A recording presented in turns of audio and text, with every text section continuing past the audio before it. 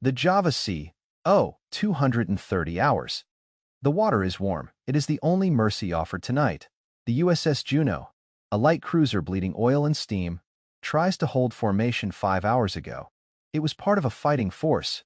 Now it is part of a retreat. A shattered American task force limps north, a line of wounded giants silhouetted against a moonless Pacific.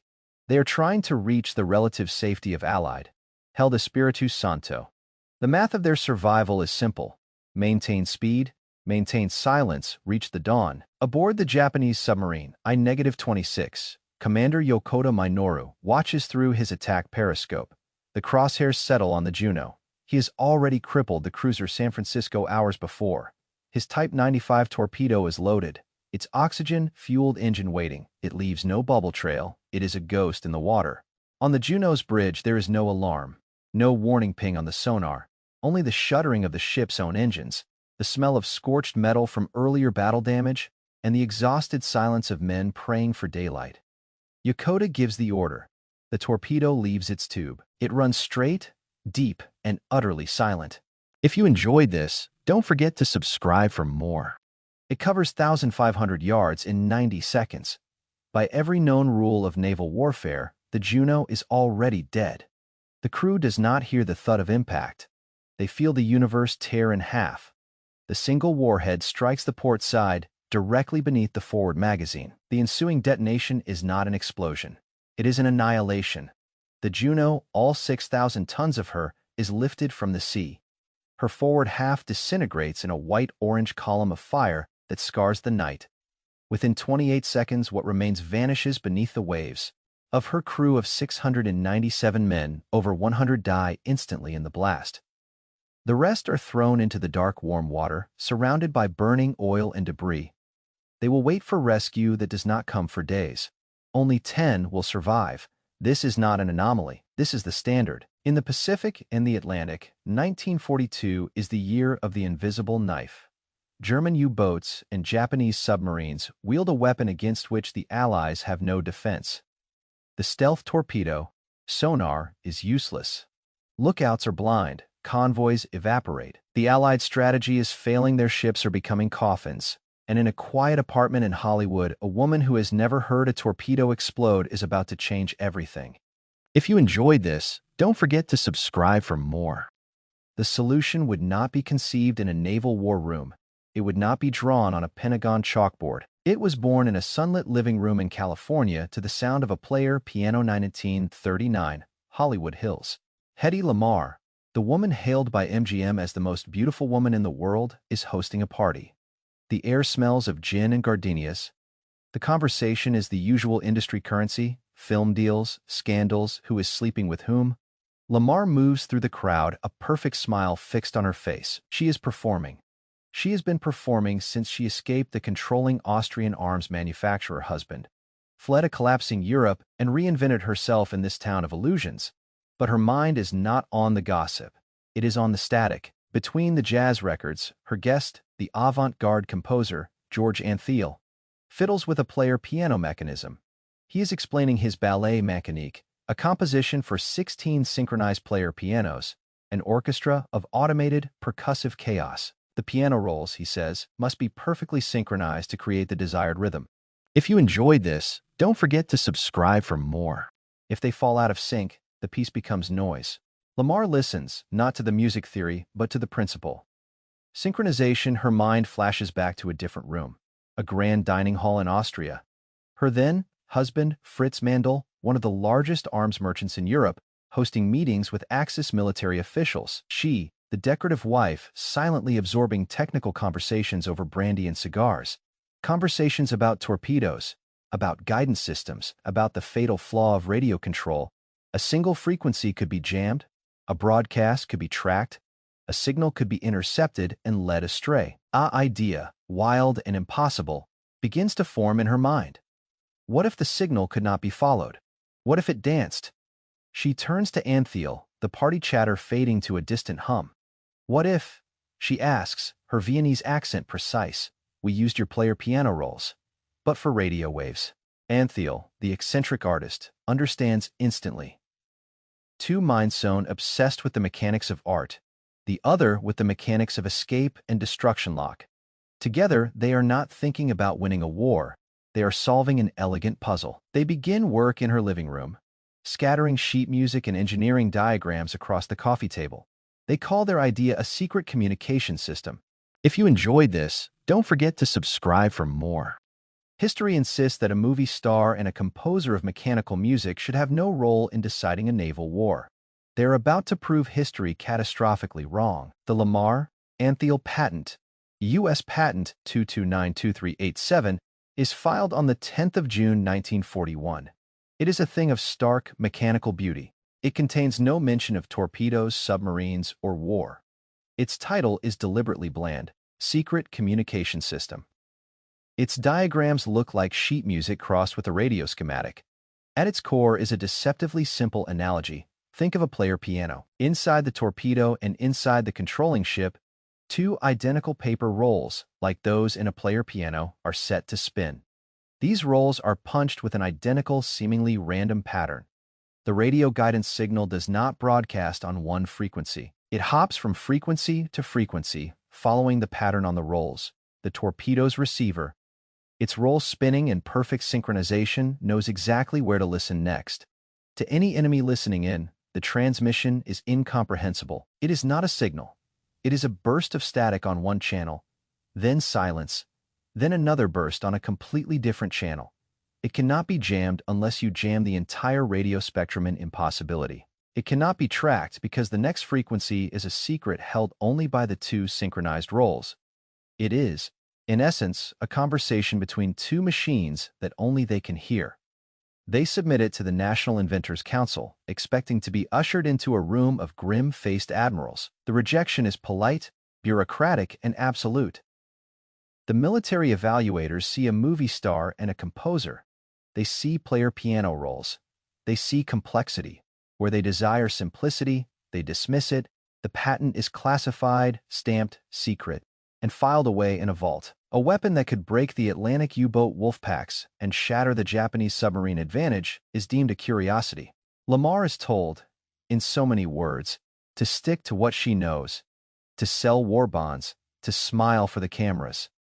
The men who decide these things cannot conceive that the solution to their most desperate strategic nightmare lies inside the mind of a woman they see only as a screen idol. Meanwhile, in the freezing Atlantic, the reality on the water makes a mockery of their judgment. March 1943, Convoy HX-229. A storm of German U-boats. The field group has found the convoy. They attack on the surface at night. If you enjoyed this, don't forget to subscribe for more. The escort's sonar pings uselessly into the void. The U-boats are not submerged.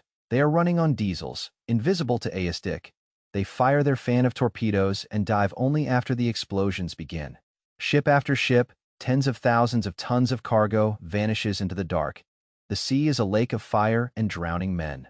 The Allies are not losing a battle. They are losing the war of logistics.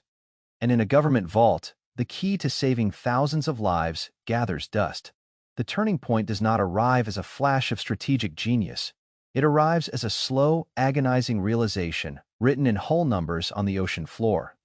July 1943. The Allied Anti-Submarine Warfare Command. The statistics are no longer statistics. They are an autopsy of a failing strategy. The U-boat Happy Time may have technically ended with improved convoy tactics and radar, but the fear remains. The wolf packs have adapted. They hunt in shallower waters, use new tactics, and their torpedoes remain a silent, sudden death. The casualty reports share a chilling commonality: struck without warning. No sonar contact prior to explosion. A junior naval engineer tasked with reviewing classified patents for any overlooked advantage pulls a file stamped 1941. He reads the title, Secret Communication System. He sees the names, Hedy Lamarr, Lamarr's married name at the time, and George Anthiel. He almost sets it aside. But then he studies the diagrams, the player piano rolls, the frequency, hopping sequence. In the quiet of the archive, he has an epiphany. They have been thinking about the problem backwards. They've been trying to hear the submarine better to make louder sonar pings, sharper ears. This patent proposes making the submarine deaf and blind to their command. A torpedo guided by this system couldn't be detected, couldn't be jammed, couldn't be decoyed. It would be an autonomous, intelligent weapon that only its mothership could command. He brings the patent to his superior. The reaction is skepticism. But it is a different kind of skepticism now tinged with desperation. The cost of being wrong is no longer professional embarrassment. The cost is another convoy annihilated. A small, secret research committee is formed. Their mandate: determine if this theatrical concept has any basis in physical reality. They are not enthusiasts, they are grim pragmatists. They build a crude test unit, replacing Lamarr and Anthiel's paper rolls with early electronic synchronizing circuits. The first test is a failure. The second is inconclusive. The third shows a flicker of stability. They are not looking at a finished weapon. They are looking at a principle, radical, untested, brilliant principle. It is called frequency. Hopping spread spectrum. For the first time, a handful of men in a room understand what Lamarr and Anthiel had truly invented. It was not a torpedo guidance system. It was a way to make radio communication untouchable. If you enjoyed this, don't forget to subscribe for more. And if it could guide a weapon, what else could it do? Adoption is not immediate. It is glacial. War moves at the speed of blood. Bureaucracy moves at the speed of paper. While engineers in lab coats struggle to miniaturize the synchronizing mechanism, the war enters its most violent phase. The technology needed to realize Lamarr's vision, the compact, reliable solid-state electronics does not yet exist. The player piano roll mechanism is seen as too bulky, too fragile for the violent environment of a naval gunfire director or a torpedo bay. The patent remains, in military parlance, ahead of its time. A brilliant solution in search of a practical problem. But the problem is evolving. June 1944, the Normandy beaches. The Allies have clawed a foothold onto Fortress Europe. The immediate threat is no longer just submarines in the deep Atlantic, but a new kind of naval menace. Fast, small, deadly German Schnellboote, boats skimming the channel at night, raiding invasion supply lines. And from the skies, a new terror. The radio-controlled Henschel HS-293 glide bomb, launched from beyond anti-aircraft range. Guided by a joystick and a bomber, it steers itself into the side of a ship. Allied ships witness this witchcraft. A bomber drops a small, winged projectile. An operator, miles away, flies it like a model airplane directly into their hull. The guidance signal is a single, steady radio frequency. A single frequency. The Navy's interest in jamming and in preventing jamming becomes an emergency. Suddenly, the core problem Lamarr identified in her Austrian dining room is screamingly relevant. If the enemy's guided weapon uses one frequency, you can jam it. But if your own guidance system used Lamarr's hopping method, it would be immune. The race is no longer just for offense, but for communication survival. A parallel, top-secret project is greenlit. The goal is not to guide a torpedo, but to create an unjammable radio link for ship-to-shore communication during critical amphibious landings. The code name is mundane. The implications are not. They are, for the first time, building a practical version of frequency hopping. It is clunky, using vacuum tubes that glow like orange eyes in the dark. It fills half a room, but it works. A test transmission is sent from a ship off the coast of Virginia to a receiving station inland. A German monitoring station tasked with intercepting Allied signals hears only disjointed fragments of noise. They log it as atmospheric interference. They hear the sound of their own obsolescence and mistake it for static.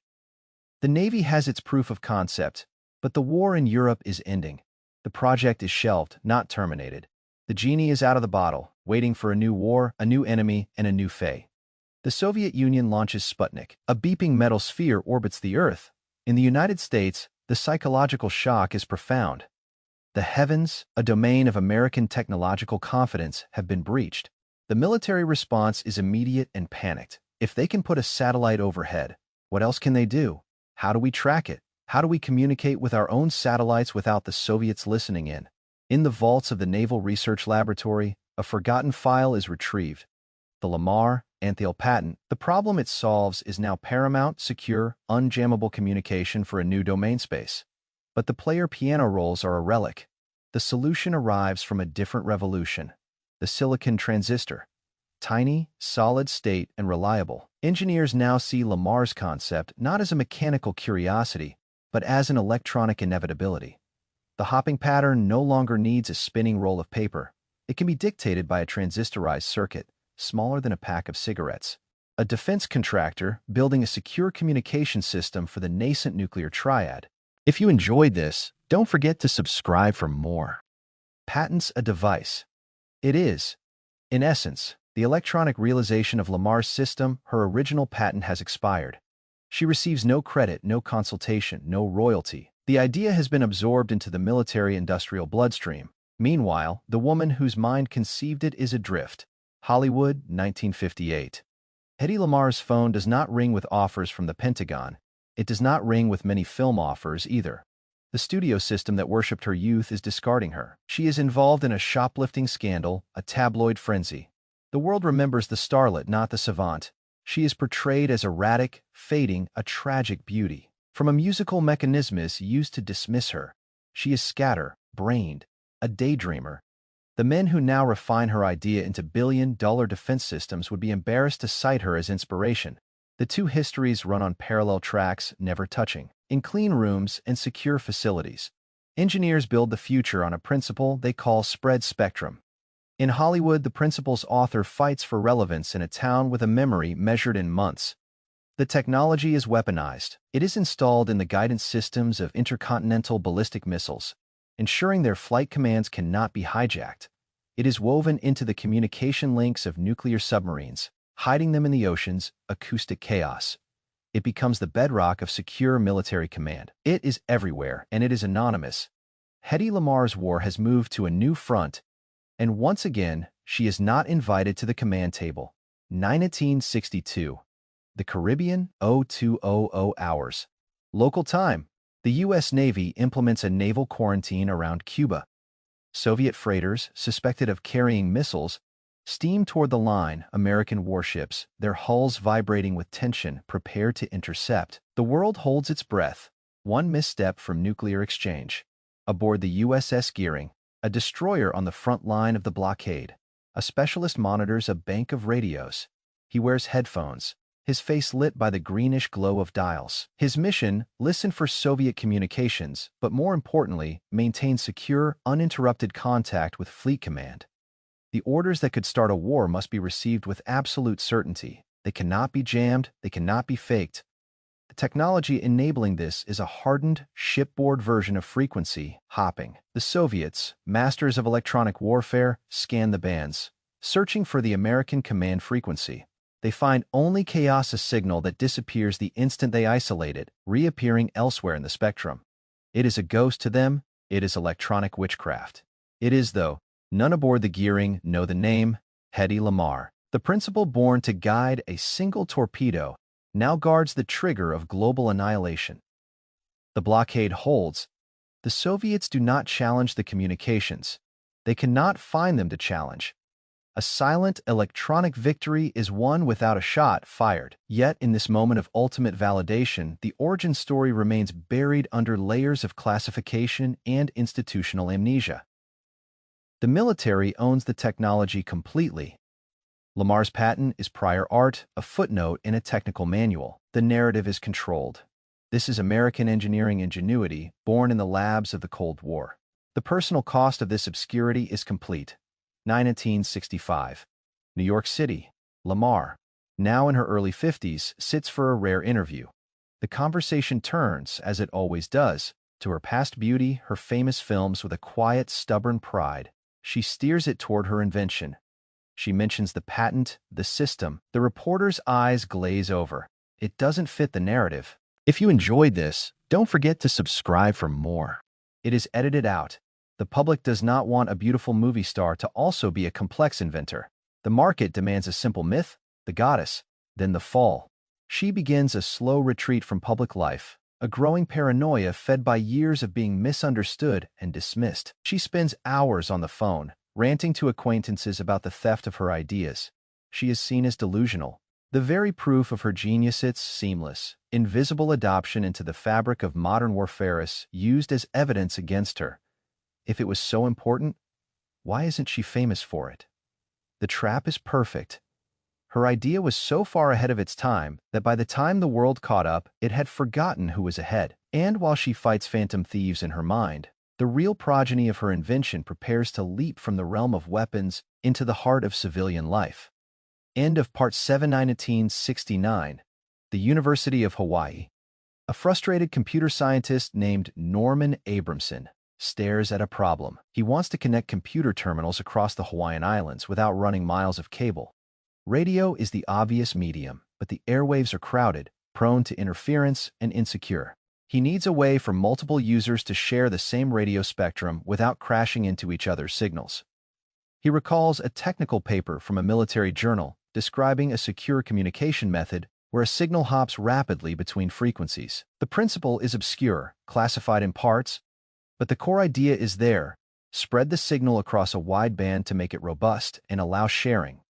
Abramson adapts it. He creates AlohaNet, the first wireless local area network. It is crude, but it works. The seed of military-grade secrecy is repurposed for a goal of open connection frequency. Hopping, in spirit, begins its migration from a tool of war to a tool of linkage. This migration is slow, incremental, driven by engineers solving practical puzzles. In the 1970s and 80s, the same principle emerges in early versions of cellular phone technology, protecting calls from eavesdroppers and crosstalk. It is no longer called the Lamarr-Anthiel system. It is an engineering technique, frequency, hopping spread spectrum, FHSS. Its military pedigree ensures it is robust, efficient, and resistant to noise. Perfect for a crowded, messy, unregulated environment like the public airwaves. Meanwhile, the final fitting weaponization of Lamarr's idea takes shape in the bowels of the American Defense Project. 1983. The Global Positioning System, GPS, goes live. At its heart lies a brutal paradox. The satellites must broadcast a precise timing signal for anyone to calculate their position. But in wartime, an enemy could use that same signal to guide their own weapons. The solution is selective availability, a deliberate variable degradation of the civilian signal. The military signal, however, remains pinpoint accurate, and it is protected. How is it protected from jamming and spoofing? By using a form of spread spectrum encoding. The military Pee-wee code is broadcast across a wide bandwidth, making it immensely resistant to interference. To jam it, you would need to jam an entire swath of the radio spectrum, an act of electronic war. The guidance for smart bombs, for cruise missiles, for entire armies, relies on this unjammable signal. The torpedo that needed to find a single ship has evolved into a constellation of satellites that can guide a warhead through a specific window. The player piano roll has become a line of code, and the woman who conceived the fundamental shield for this system lives in a Florida apartment, her brilliance now fully entombed by legend. Her calls to lawyers about patent infringement met with patient, condescending smiles. The 1990s. The digital revolution, the dam breaks.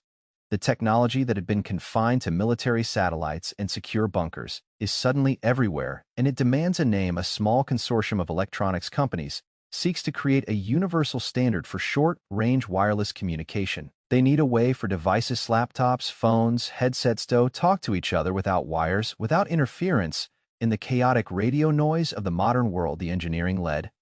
A Dutch engineer named Jaap Hartsen is tasked with finding the most robust, efficient method. He chooses frequency, hopping spread spectrum.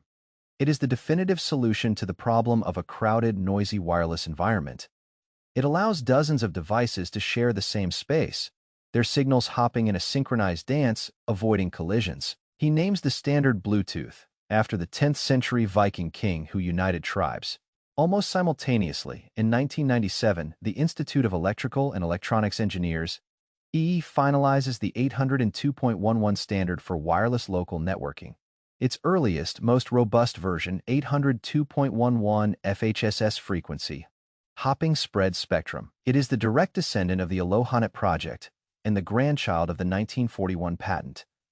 The world will come to know it by a friendlier name, Wi-Fi. In a span of a few years, the principle of hopping signals moves from a military secret to the backbone of a global wireless society.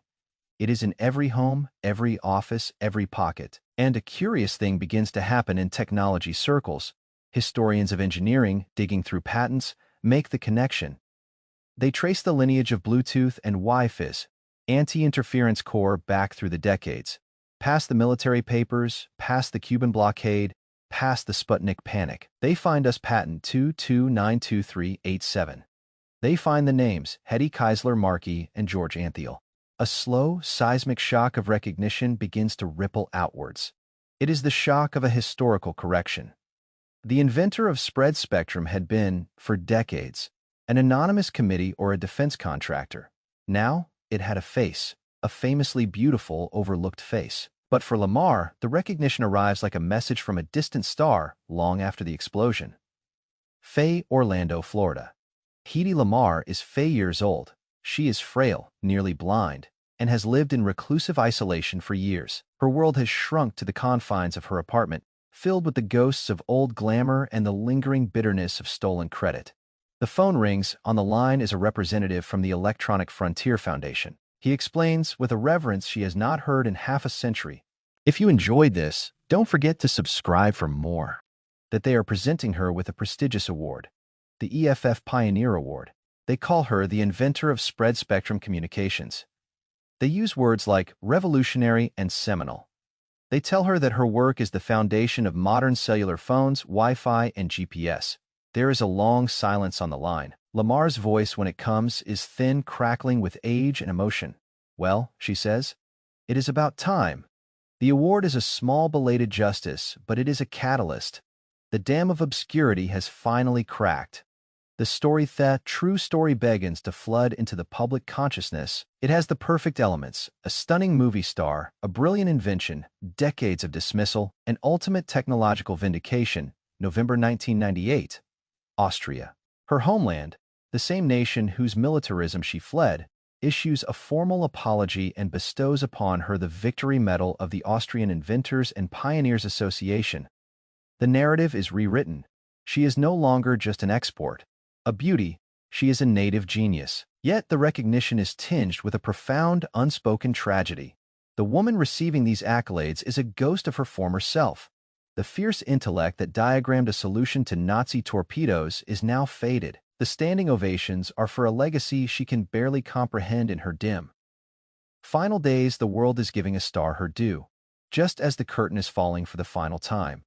And the commercial world, always alert to a good story, begins to circle. Her name, once a liability in engineering circles, is now a marketable brand of genius. Plans are drawn for documentaries, biopics, books. The very system that dismissed her now seeks to profit from her corrected history. But one final stark question remains, unanswered by awards and documentaries. What was the real, tangible cost of that decades-long dismissal? How many men died in the cold water, waiting for a rescue that a smarter signal might have summoned? The what if is a ghost that haunts military history. Deploy Lamarr's system in late 1943. Fit it to the acoustic homing torpedoes the Allies did field, like the Mark 24 Fido. The weapon already seeks a submarine's propeller noise. Now, guide it with an unjammable signal from the launch ship, making its terminal run immune to enemy countermeasures, or implement it for ship-to-ship communication in the Pacific, blinding Japanese eavesdroppers during the great naval battles of 1944. The tactical advantage is not mere speculation. Post-war analysis of German and Japanese records shows their intense and often successful focus on radio interception and jamming. The Allies' own communications were a vulnerable center of gravity, but the historical record shows no such deployment. The system was shelved.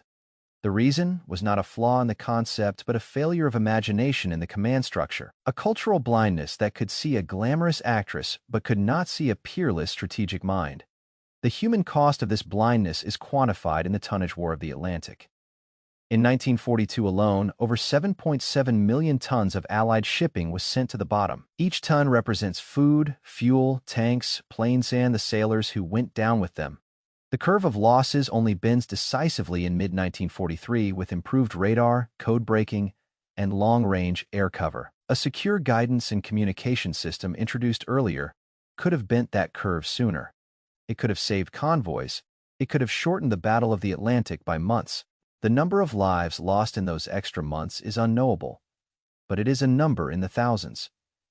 Men who froze in lifeboats, burned in oil slicks, or suffocated in sinking hulls. This is the brutal, unromantic math of innovation delayed. It is not about a single bullet missing its mark. It is about the systemic, repeated vulnerability that a new idea could have sealed shut. The Lamarr-Anthiel patent was a potential force multiplier that remained, for the critical years of the war, a force dormant. The Allies won despite this delay, but victory is not a single event. It is a mountain of corpses. The question is not whether the mountain would have existed, but how much smaller it could have been. This is the true weight of the dismissal Hedy Lamarr received in 1941. It was not a personal slight. It was a strategic decision made by men who could not see past their own biases, written in salt water and blood. The 19th of January 2000, Castleberry, Florida. Hedy Lamarr dies at the age of 85. The obituaries in major newspapers lead with her film career: ecstasy star dies, glamorous MGM siren passes. The invention, if mentioned, is a curious footnote, a trivia item. The symmetry is complete. The world that first knew her only for her beauty says goodbye in the same language. But in the years immediately following her death, a strange inversion occurs. The footnote becomes the headline. The trivia becomes the legacy. Technology writers and historians, armed with the full story, begin a campaign of reclamation. They publish articles with titles like "The Mother of Wi-Fi" and "The Actress Who Invented Your Phone." The narrative is irresistible and morally satisfying. The overlooked genius in plain sight. It fits a new cultural appetite for uncovering hidden figures, for correcting historical injustices. In 2005, the journal IEE Transactions publishes a definitive paper tracing the direct lineage from patent 2,292,387 to modern spread. Spectrum communications in the world of electrical engineering. This is canonization. She is no longer an anecdote. She is a citation. In 2014, she is posthumously inducted into the National Inventors Hall of Fame, alongside names like Edison and Tesla. Her portrait hangs not for her face, but for her mind. And then, the ultimate absorption into pop culture, Google Doodles, graphic novels, and promised Hollywood biopics. If you enjoyed this, don't forget to subscribe for more. Her name becomes shorthand for unexpected genius. She is memed, referenced, celebrated.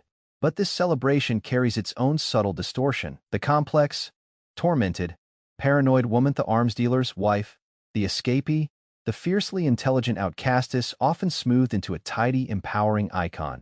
The decades of struggle, the bitterness, the cost of being unheard, are softened into a triumphant "she was finally recognized" arc. The messy, brutal truth that her idea was so potent it survived its creator's obscurity and won a war she wasn't allowed to fight is often lost. We prefer the redeemed heroine to the tragic prophet. Yet, the proof of her prophecy is no longer in patents or awards. It is in the very fabric of reality. End of Part 12. The present. You are living inside her invention. Look at your smartphone. The moment you leave your Wi-Fi router's side, it hands you off to a cellular network. That handoff is managed by protocols that use spread spectrum techniques to prevent calls from dropping, to share bandwidth among thousands of users in a city block. Your phone's GPS pinpoints you. It's military-grade signal protected from spoofing by the same principle. You pair wireless earbuds via Bluetooth, a frequency hopping protocol born directly from the need to avoid interference. Your modern world of seamless wireless connection is built upon a foundation of controlled, synchronized chaos. A chaos first conceived to create order out of the radio spectrum's noise. A chaos designed to be unfollowable. Every financial transaction approved via a wireless terminal. Every emergency call routed clearly. Every streaming video packet that finds its way to your screen through a crowded airspace seal are beneficiaries of a fundamental idea. Don't broadcast on one frequency, dance across them.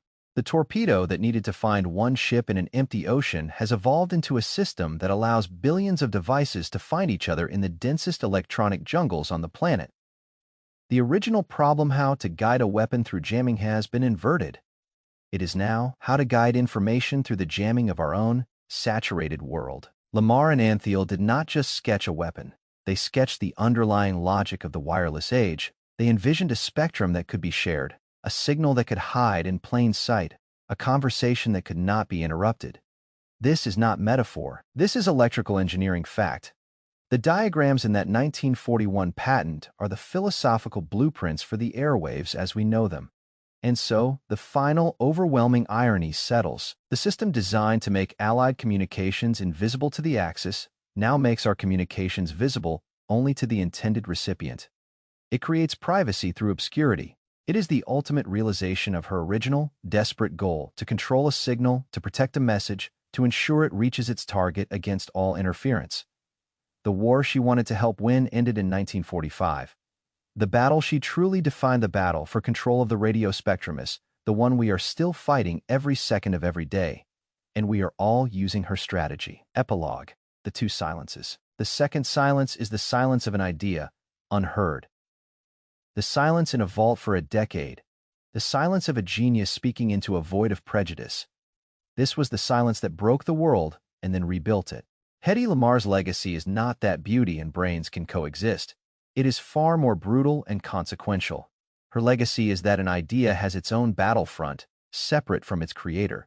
Her concept was shot down by bureaucracy, only to be resurrected by necessity. It was ignored in war, and then it wired the peace. It was dismissed as fantasy, and then it became the bedrock of reality.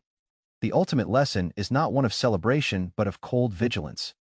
How many world-changing ideas are we silencing today? What prejudice of profession, of background, of appearance are we allowing to stand between a desperate problem and its brilliant solution? The U-boats of today are not in the Atlantic. They are in our own institutions, in our patterns of thought, sinking potential before it ever leaves port. Lamarr's story ends not with an answer, but with a warning wrapped in a miracle. She forced us to see that the most powerful weapon is not a better torpedo. It is a better idea, and the most dangerous failure is not an enemy's innovation, but our own refusal to listen for it in unexpected places, from the black silence of the wartime ocean to the invisible chatter of a global network. The signal keeps hopping. It is never where you last heard it. It is always moving forward. The war for the future is always a war of ideas.